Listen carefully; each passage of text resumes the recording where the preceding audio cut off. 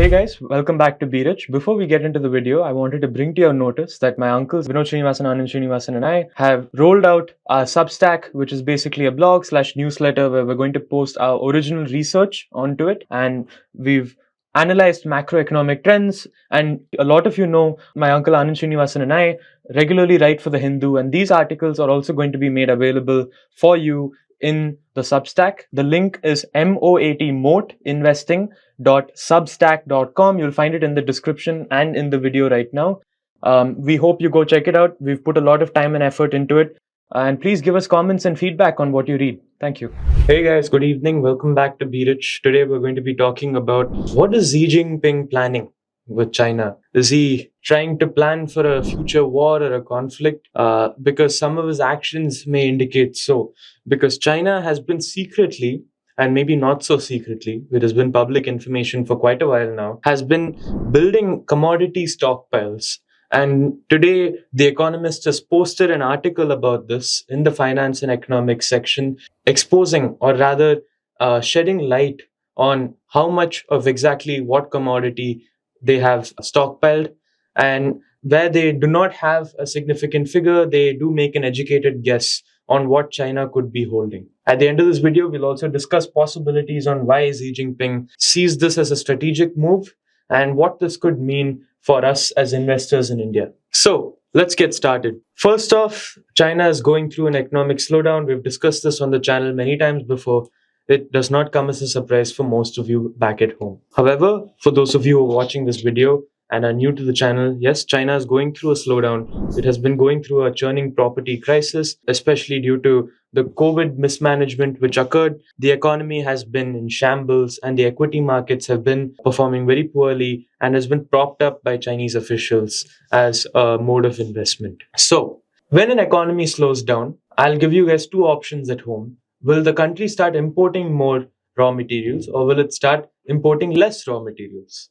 For those of you at home who are fast on your foot, quick on your feet, might end up saying that yes, they're going to import less. However, the opposite has been happening in China. Last year alone, China's imports of basic goods have gone up by over 16% in terms of volume.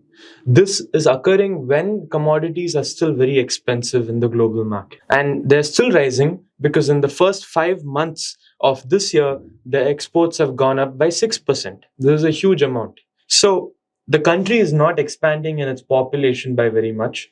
It's not certain whether China is getting richer, whether people feel richer and are consuming more, because we know the economy is not doing so well.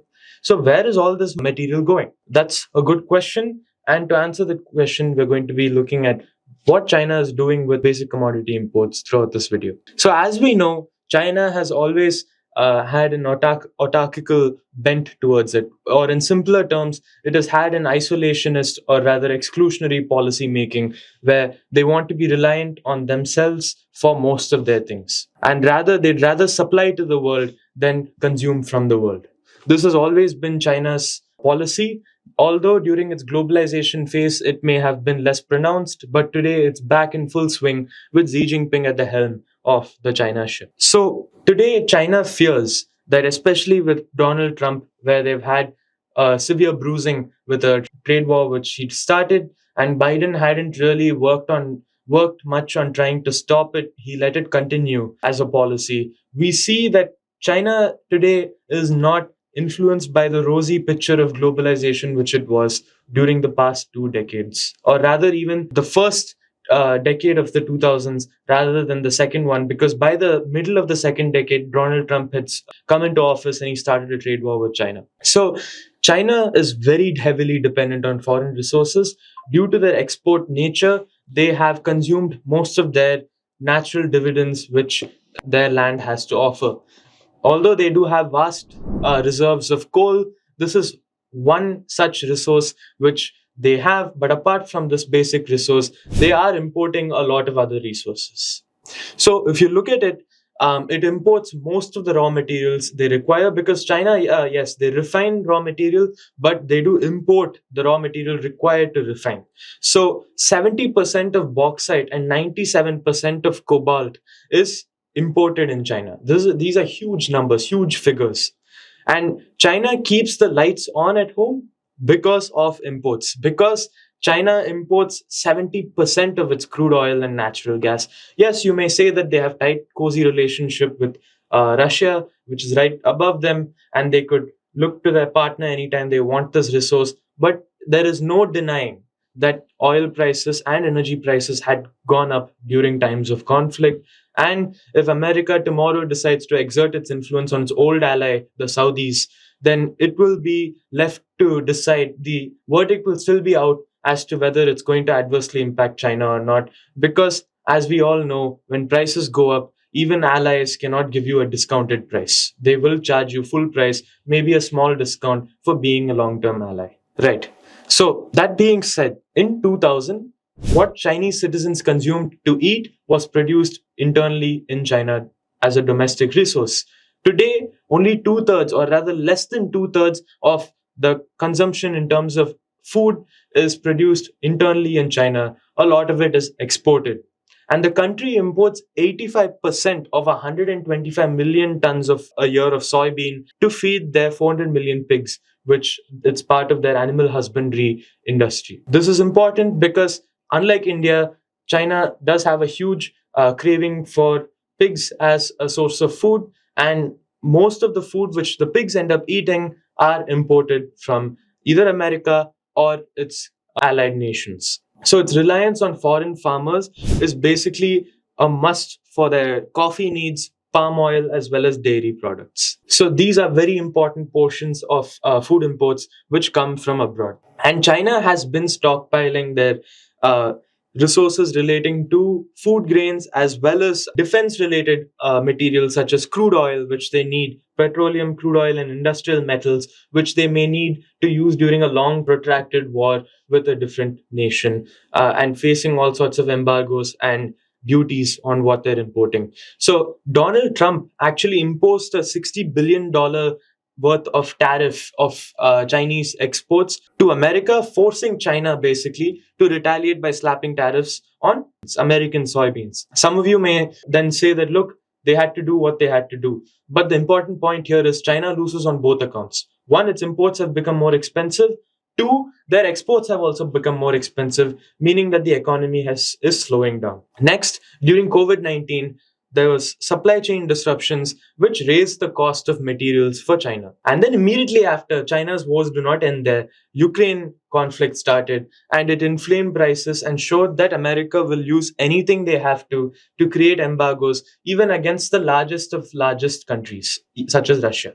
So today, Donald Trump does not make it very nebulous or vague that he is against China. He is anti-China. So today, he still talks about his desire to give China a bruising if he comes into power.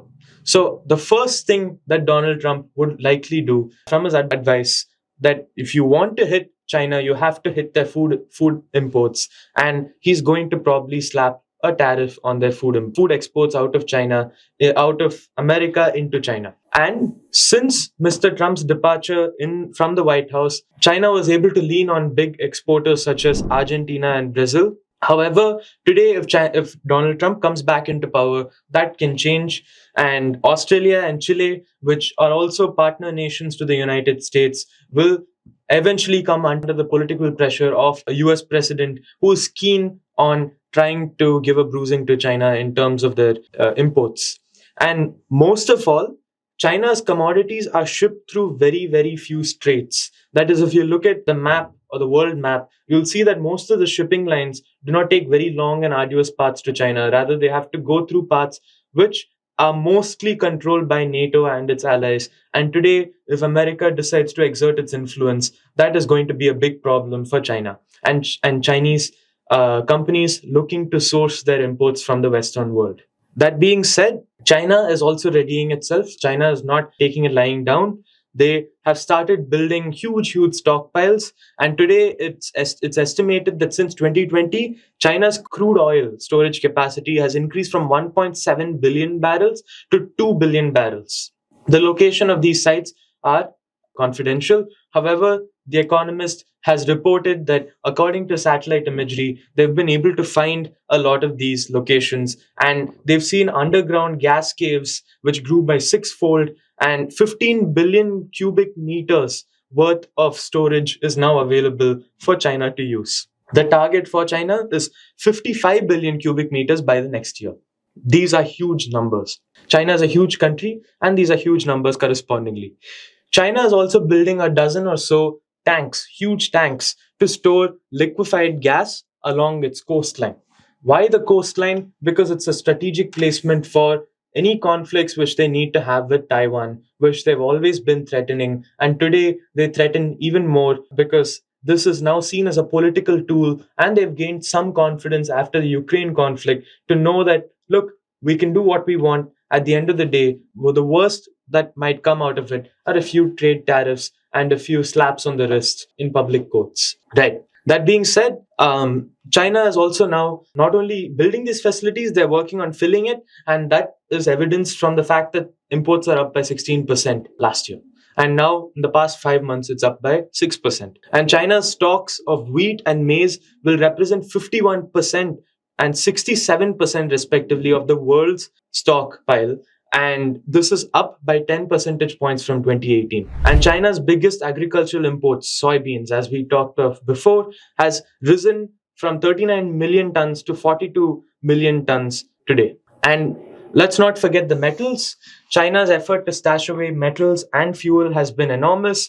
China has built enough inventory storage to survive at least 35% to 133% of its annual demand for metals and crude oil. And it is said that China can go for nearly a year without having to import their metals for their domestic industries. And for their oil, they can go for about 25 to 30 days, and the conservative amount if they consume most of it. And if they stagger it, that's said that they can cover 115 days of imports of crude oil. And this is very important because China is continuing to build this up, and China is adding as much as 700 million barrels by the end of 2025. And this is something which is concerning because this signals that China may be more resilient to any tactics which the Western world can use to prevent it from going to war over a supposedly sovereign Taiwan. That being said, most analysts are still saying these are defensive plays, these are not offensive plays. China is not looking to make a move. China is looking to deal with a move made by the West, and they are on the back foot rather than the front foot. And it may not take long for China to go onto the front foot as well, which is why it's important to observe what is happening in global markets and do not be fooled just because you see a weak China due to its economy. What do you have to say about this situation? Well, this is not the first time that's happened in history with China doing this. During the financial crisis of 2008-2009, China did something similar. Okay, they stockpiled all this. And those times for the same reason, because of the global situation and in the fear of economic retaliation and tariffs, went ahead and stockpiled. So, doesn't mean it's a harbinger of war, though there have been instances when US and Soviet Union did this during the Cold War because of defensive play, like you said. In case the Western Europe is attacked, US is ready to help. Same way, if the Western nations decide to blockade, Soviet Union was ready. So these are all defensive plays. They're not offensive at all. And the only one which you can consider offensive was what Japan did in World War II, which they did something similar like this. The Japanese started stockpiling before they decided to attack Pearl Harbor. And that was also, I would say, defensive, but more offensive than this. So is this something which means China is preparing to? I don't think so. They've been seeing what is happening to Russia when the world turned hostile towards Russia. And Russia was didn't expect this to happen, and they didn't stockpile. So China in turn wants to be prepared that in case the Western world decides to flex on them, they are more than prepared to sit in their garrison and wait it out. As we have seen this historically, that's why forts are built. That's why there are many stories you can read about how Vijayanagar Empire's fort did not fall because they had enough stockhold, enough water to last them for months, years. So this kind of play is very normal, it's very strategic, and it's a defensive play more than an offensive play. is to garner all your resources such that you don't have to worry about any kind of play from outside your borders coming to harm you. This is my take on this. Right. A lot of it is also showboating, because if they really wanted to hide something, I'm pretty sure China could do a better job at hiding it. Yeah. Most of this is also to put out an image saying that, look, if we wanted to go to a protracted conflict, we would be able to handle ourselves and hold our own. This is more of a silent retaliation towards anti-China messages, which America, that is especially Donald Trump, has been talking about. And us at India are also not very cozy with China, of course.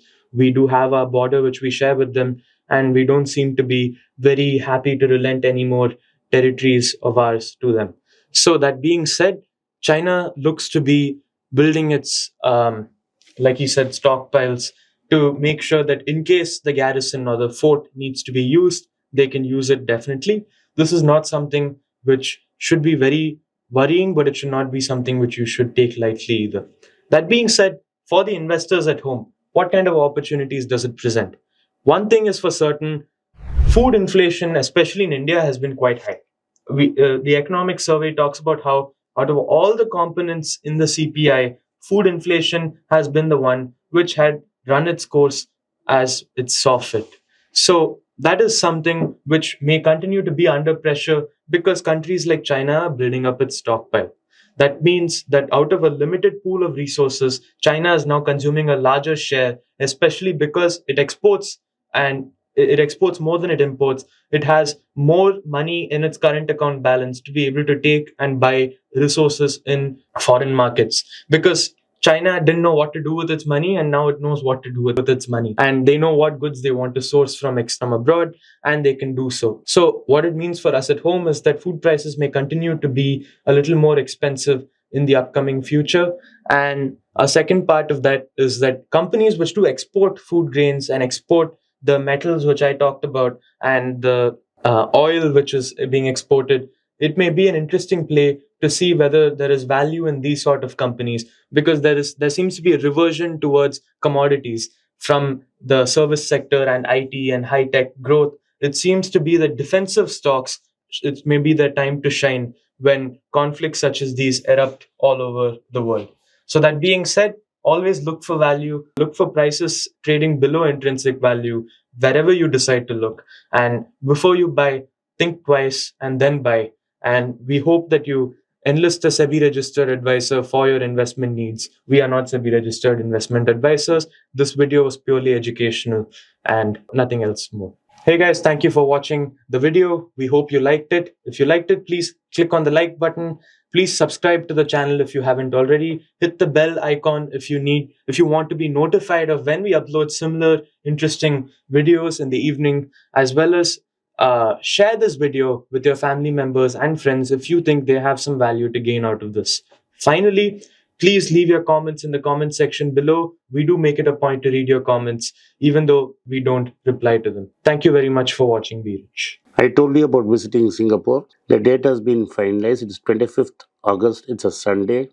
Those desirous of meeting me in Singapore can drop a message to the WhatsApp number given below or contact my team by an email.